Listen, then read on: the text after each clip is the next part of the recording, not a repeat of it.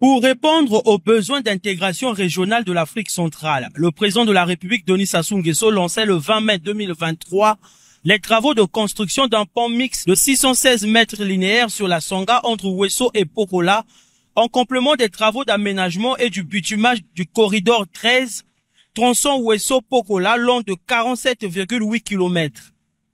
18 mois après, le Premier ministre Anatole Koliné-Makosso, accompagné du ministre d'État en charge des infrastructures Jean-Jacques Bouya, des cadres de la délégation générale aux grands travaux et des responsables de la société chinoise CRBC, s'est rendu sur le chantier pour une visite d'inspection afin de constater les réalisations effectuées, d'évaluer ce qu'il reste à accomplir et d'identifier les éventuels obstacles. L'engagement pris par le président de la République de construire un pont sur la Sangha était un engagement ferme. Nous avons procédé au lancement des travaux. Mais il y a beaucoup d'autres opérations préliminaires qu'il fallait réaliser. L'ouvrage ne se fait pas en un jour. Et vous avez bien vu qu'il nous fallait venir constater ce qui se fait déjà.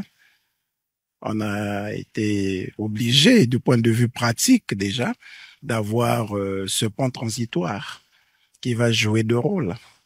Le premier rôle, c'est permettre justement à l'entreprise qui est en train de réaliser le grand ouvrage de s'appuyer sur ce pont pour réaliser l'ouvrage avec le pont parallèle qui va passer par ici, donc le pont définitif. Le second rôle, c'est qu'entre-temps, effectivement, ça aura déjà permis de soulager les populations qui ne vont pas être obligées de passer toujours par le bac et qui auront, à partir de ce moment, un ouvrage qui leur permettra justement de faire écouler leurs produits, de circuler librement. À entendre le chef du gouvernement, les travaux en cours répondent à un plan qui se déroule conformément aux prévisions. C'est pour dire que le gouvernement ne s'était pas engagé par hasard. Ce n'était pas de l'aventure, quoique tout ouvrage est une aventure. Réaliser un ouvrage ici, et même le fait pour nous de nous retrouver au milieu de la Sangha, sur un pont, quoique transitoire, c'est un exploit qui est en train de se réaliser sous nos yeux.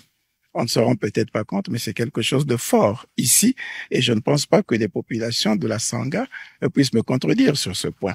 Pour le Premier ministre, il était nécessaire de s'assurer de toutes les garanties. Il y a eu un retard de décaissement de la part de la B2AC et qui nous aide à financer cet ouvrage.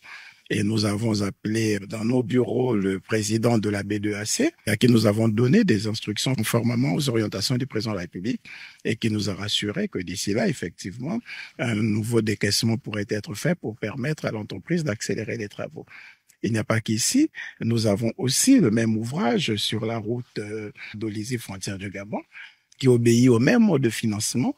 Et conformément aux orientations du président de la République, nous sommes en train d'œuvrer pour que ces décaissements se fassent normalement, que le gouvernement exécute son engagement, que la BDAC qui s'est engagée aussi exécute les siens et que ces ouvrages soient mis à la disposition des populations dans les meilleurs délais.